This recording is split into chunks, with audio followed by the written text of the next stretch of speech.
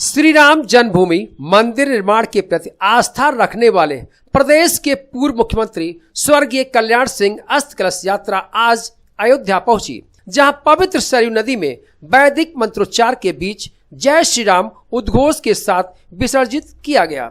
इस दौरान उनका पूरा परिवार सरयू तट पर मौजूद रहा। वहीं अयोध्या के साधु संत व राम भक्तों की मौजूदगी रही। सभी ने नम्रता से श्रद्धांजलि अर्पित की। इस मौके पर संतों ने जय श्री राम के जय घोष कर पूर्व सीएम को नमन किया। राम की पैड़ी पर श्रद्धांजलि देने के लिए पंडाल बनाया गया था, जहां कुछ देर अस्त कलश रखा गया। आपको बताते चले कि बीते 21 अगस्त को लंबी बीमारी के बाद स्वर्गीय कल्याण सिंह का निधन हो गया था। स्वर्गीय कल्याण सिंह के बेटे राजवीर सिंह ने बताया, बाबूजी बीमारी की अवस्था में भी कहते थे कि हम राम मंदिर से होकर आ रहे हैं।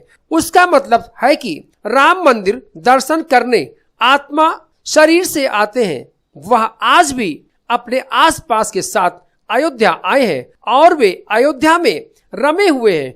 उन्होंने कहा, खुशी की बड़ी बात है, आज बाबूजी की अस्थियां अयोध्या के सरयू नदी में विसर्जित की गई है। श्री राम जन्मभूमि पर भव्य राम मंदिर निर्माण की शुरुआत हो चुकी है।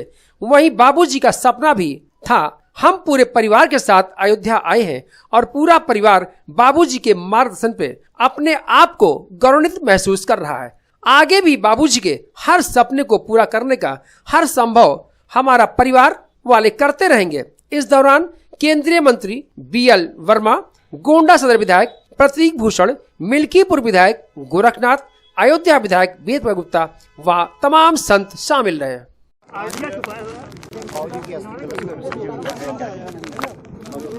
देखिए, बाबूजी शरीर से तो नहीं आ पाए, लेकिन उनकी अस्थियों का विसर्जन मैंने आज सरयू में अयोध्या में किया है। बाबूजी का जो सपना अधूरा रह गया था कि मैं दर्शन करने के बाद जाऊंगा, जीते जी तो नहीं आ पाए, लेकिन मैं उनकी अस्थियों को लेकर आया हूँ। विसर्जन किया है मैंने आज। उनकी आत्मा को निश्चित रूप से शांति मिलेगा। आज वो बहुत खुश हो। अच्छा, अस्थि कलश के विसर्जन के बाद रामलला का दर्शन करेंगे? मैं रामलला का दर्शन करूंगा और जो महाराज जी हैं, जहाँ बाबूजी अक्सर जाया करते थे, उस पीठ पे भी जाऊंगा। सर, ये कल्याण सिंह आज जिस तरीके से पूरी अयोध्या ने आपने दिवंगत नेता को श्रद्धांजलि दी है, उसको देखकर किस तरीके का प्यार आपको नजर आया है? नहीं, हमारे परिवार को हमेशा प्यार मिला है और बाबूजी के जितने भी अधूरी सपने रह गए होंगे, उनको हम सब पूरा परिवार और सब कार्यकर्ता लोग मिलकर उसको पूरा करेंगे।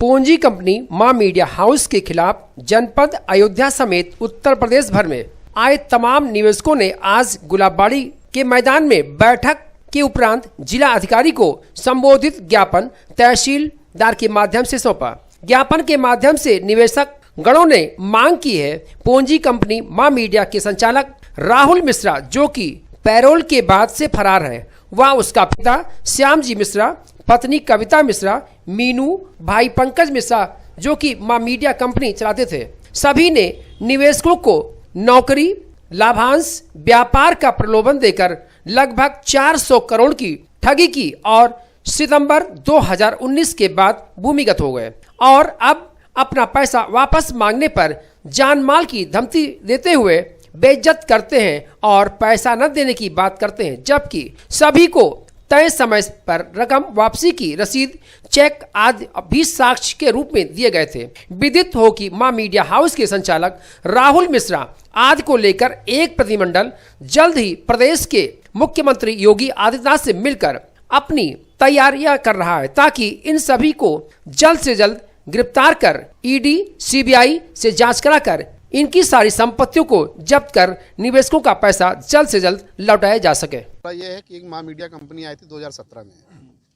इसने सभी युवाओं को गुमराह करके पैसा लगवाया और किसी भाई ने गोल्ड लोन लिया, किसी ने बैंक से ऋण लिया, कोई मार्केट से पैसा उठाया। बेरोजगारी की वजह से लोगों ने पैसा उठाया और उन पर लगा दिया। ये कुछ दिन पैसा दिए, उसके बाद ये डंप कर गए।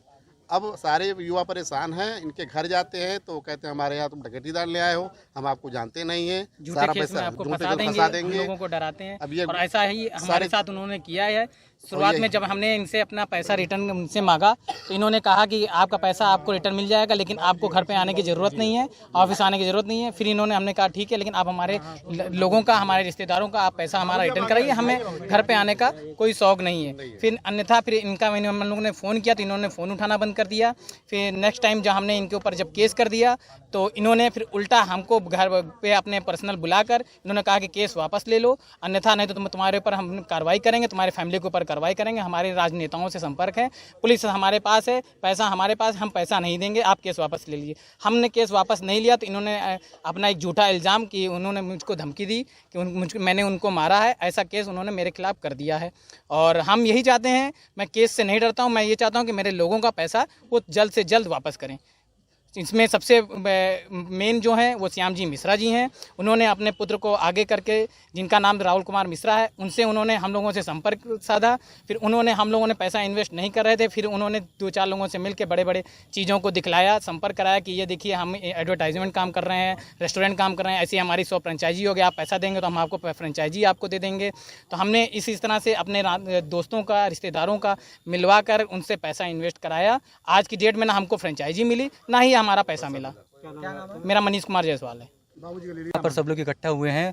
फैज़ाबाद में कंपनी काम कर रही थी, माँ मीडिया हाउस, जिसने फैज़ाबाद में बहुत बड़े स्तर पे गरीबों का, मध्यम स्तर वर्गीय लोगों का करोड़ों करोड़ रुपया जो उन्होंने डकार लिया, सिर्फ ज़मीन दिलाने के नाम पे, घर बनाने के नाम पे, आपको कि हम आपको अपनी कंपनी में पैसा इन्वेस्ट कराएंगे, हम आपको अच्छा प्रॉफिट देंगे।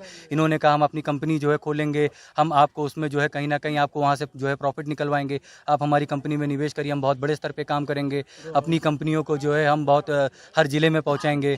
इन्होंने उस कंपनी के नाम पर जो है क्या नाम है एडवर्टीजमेंट गाड़ियाँ निकाली, इन्होंने माँ की रसोई बनाया, माँ फैमिली मार्ट बनाया, इन्होंने हम लोगों को दिखाया कि हम उसकी फ्रेंचाइजी बेचेंगे, सारी चीज़ें करेंगे, आप हमें पैसा दीजिए, हम आपको उसमें अच्छा रिटर्न देंगे।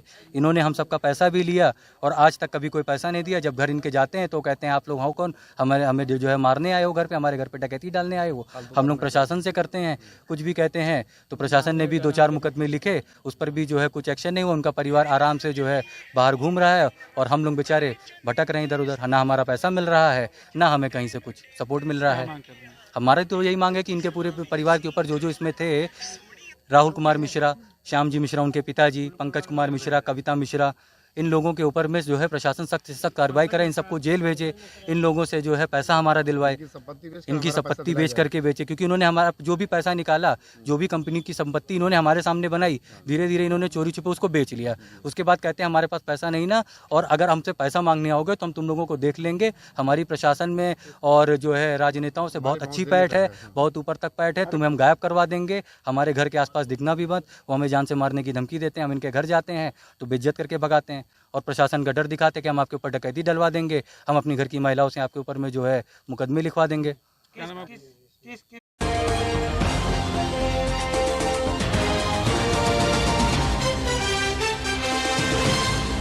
अयोध्या जनपद के बीकापुर कोतवाली क्षेत्र में दबंग दिनेश और राकेश ने दिन दहाड़े युवती के साथ हुई अभद्रता की मारपीट लूटपाट की घटना का पुलिस ने अब तक कोई भी संज्ञान नहीं लिया।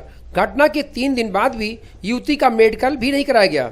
वहीं दबंगों के विरुद्ध अभी तक कोई उचित कार्रवाई भी नहीं की गई। दबंगों के द्वारा परिवार के सदस्यों को जान से मारने की धमकी भी दी जा रही है, जिससे डर के साए में पीड़ित परिवार जी रहा है। जमीनी विवाद में जबरन सुलह कराने का भी दबाव बना रहे हैं। असफल होने पर युवती के साथ की गई मारपीट, लूट और अभद्रता हुई। दरअसल मामला पूरा बीकापुर कोतवाली क्षेत्र के कोछा गांव का है, जहां 1 वर्ष पूर्व जमीनी विवाद को लेकर दोनों पक्षों में मारपीट हुई। पीड़ित युवती ने दबंगों पर अभद्रता करने, मोबाइल और चेन छीनने का आरोप लगाया है। पीड़ित युवती ने कहा कि जानवर का गोबर लेकर अपने खेत में गई थी। वहीं पहले से घात लगाकर बैठे दिनेश और राकेश ने लाठी डंडों से भद्दी भद्दी गालियां देते हुए मारना शुरू कर दिया।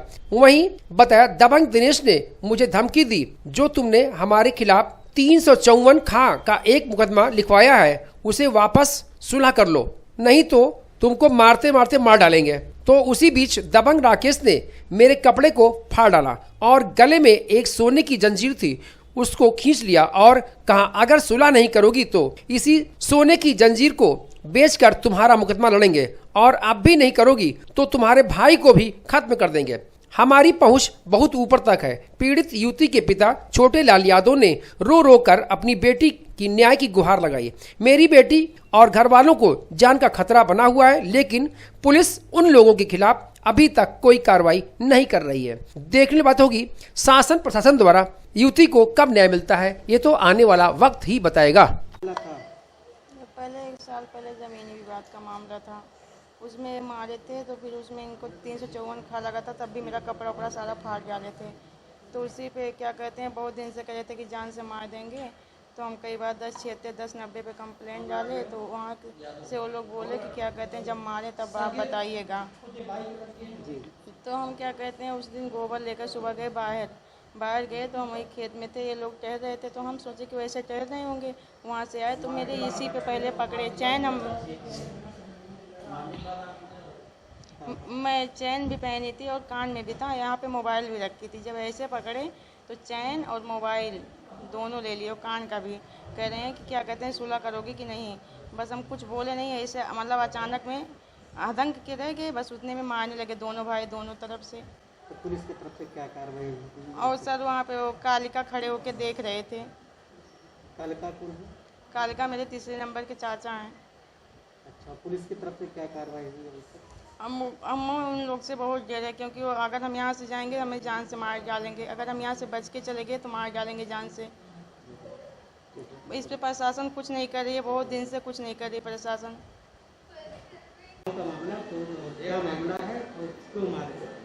सर ये अहिरंगपुरवा कोंछा बीकापुर अयोध्या का मामला है। विपक्षी जो कि दिनेश यादव राकेश यादव हमारी बहन के ऊपर 3 बार जानलेवा हमला कर चुके हैं। एक बार उन्होंने हमारी बहन को मारा था 1 साल पहले, जिसका हमारे पास वीडियो फुटेज भी मौजूद है। उसी धारा को लेकर कंप्रोमाइज़ करना चाहते हैं, बोल रहे हैं समझौता कर लो नहीं तो हम तुम्हें जान से मार देंगे। वो जो विपक्षी हैं उनके ऊपर पहले 3-4 मामलों में 308 354 खा कई मामले उनके ऊपर और भी दर्ज हैं। दबंग किस्म के आदमी हैं, वो अपना इसी घटनाओं को अंजाम देते रहते हैं। हमने कई बार पुलिस प्रशासन 1076 1090 पर तहरीर भी दिया कि हमारी बहन को जान से खतरा है, लेकिन उसमें कोई निहित कार्रवाई नहीं हुई जिससे वो उनके ऊपर कोई दबाव बन सके। वो अभी भी जान से मारने की धमकी दिए हैं, अब खुलेआम एकदम घूम रहे हैं। घर पे भी हमारे दबाव बना हुआ है, सभी लोग घर वाले सहमे हुए हैं। ये जो पीड़ित है ये कौन है? ये पीड़ित जो है मार दुखाई कौन है? ये जो हमारी पीड़ित हमारी बड़ी बहन है। इसके आपने तहरीर कहीं लिख दिया? हाँ, मैंने लिखित तहरीर दिया बीकापुर कोतवाली, मैंने एप्लीकेशन दिया। उनसे बार कहा सर मेडिकल दे दीजिए, हम मेडिकल करवा लें। यहाँ से बोल रहे हैं कि पहले तुम्हें दवा की आवश्यकता है, पहले मेडिकल की जाओ, पहले अपनी दवा करवाओ। बार उनको उनके मनोबल का विपक्षियों के मनोबल का बढ़ावा दे रहे हैं। हमें खतरा है कहीं हमारी बहन को जान से मार न दे, क्योंकि हमारे घर पे कोई है नहीं। मारपीट होकर पुलिस ने बेटा कोई कार्रवाई किया? नहीं, कोई कार्रवाई नहीं है। उनको एक बार कोतवाली लेके उसके बाद सर फिर छोड़ दिए। घर पे हैं, हमारी बड़ी बहन है, वो उनको धमकी दे रहे थे आज सुबह कि हम तुम्हें मार देंगे। एक बहन भर्ती है तुम्हारी, दूसरी पे तुमको भी मार देंगे। क्या मांग करते हैं? सर मांग कुछ नहीं करते हैं, बोल रहे हैं 354। आप क्या मांग कर रहे हैं? सर सिर्फ हमें न्याय चाहिए, हमारे घर वालों की जान माल की सुरक्षा चाहिए, क्योंकि हम एकदम अत्याचार हो गए हैं। हमारी पढ़ाई चल रही है, हम गवर्नमेंट ITI कर रहे हैं मेठी से। हमारे पापा जी बीमार रहते हैं, कोई घर पे है नहीं। ऋषिकेश यादव मामला है और क्या घटना हुई? पूरे शिवगुलाम कोंछा अहिरंगपुरवा बीकापुर फैजाब अयोध्या, इसमें ये गई थी गोबर लेके। तो ये जो बयान दिया है यही जानती है। हम घर पे आए तो वो वहाँ से जब हम घर से जैसे पूजा करके निकले तैसे 1-2 औरतें बताई कि तुम्हारी लड़की को मार डाल रहे हैं। जब तक हम निकले तब तक वो आके पहुँचे। कहीं छोटे लाल मैं गया था तुमको जान से मारने, लेकिन क्या कहते तुम मौके से मिले नहीं, चली आई। कब की घटना है ये सोमवार की सुबह 6-7 बजे के अंदर की घटना है। और ये गए थे, ये दिनेश गए, ये पैदल यहाँ साइकिल गए, साइकिल आगे खड़ी कर दिया, पैदल गए। हम साइकिल टट्टी करने गए, उसके बाद जब तक हम आगे टट्टी किए कालिका से समझे तब तक आए, तब तक मैं वापस घर चले आए। पुलिस की तरफ से क्या कार्रवाई की? पुलिस की तरफ से हमको कुछ नहीं पता है क्या कर रहे हैं क्या नहीं कर रहे हैं। क्या मांग करना है? मांग क्या करना? हम कोतवाली गए नहीं, हमको न्याय चाहिए बस। हम क्या आत्महत्या कर लें? नहीं, ऐसा हम देख पाएंगे कि हमारी लड़की मारा जाए। क्या नाम है आपका? छोटे लाल यादव।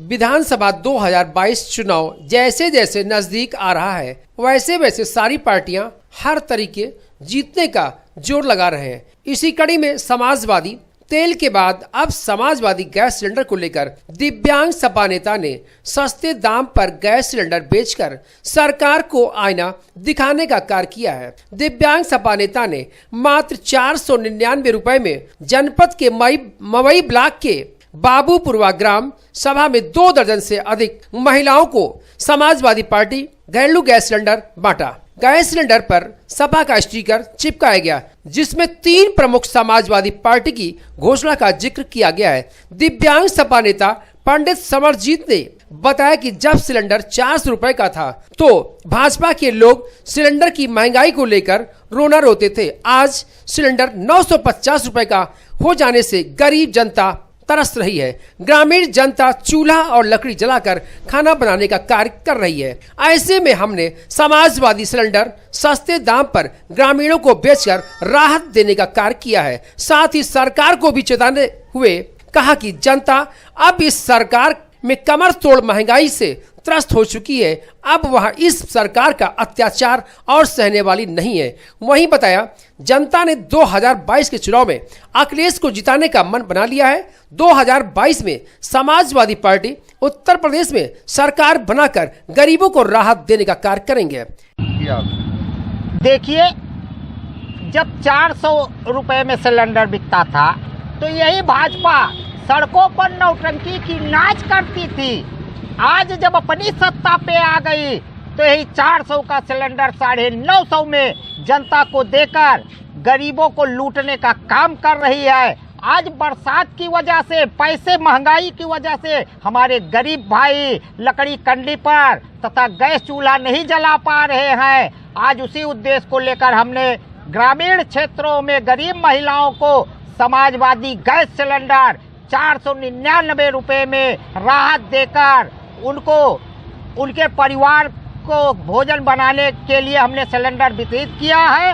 और हम आज यही सरकार से मांग करते हैं कि बस बहुत हो गया आपका अत्याचार, बस कुछ ही समय और बचा है। यही हमारी गरीब जनता जो आज भुखमरी की कगार पर है, 2022 के चुनाव में इस भाजपा सरकार को पूरे प्रदेश से उखाड़ फेंकने का काम करेगी। दिव्यांग सपा नेता पंडित समरजीत, अयोध्या, फैजाबाद।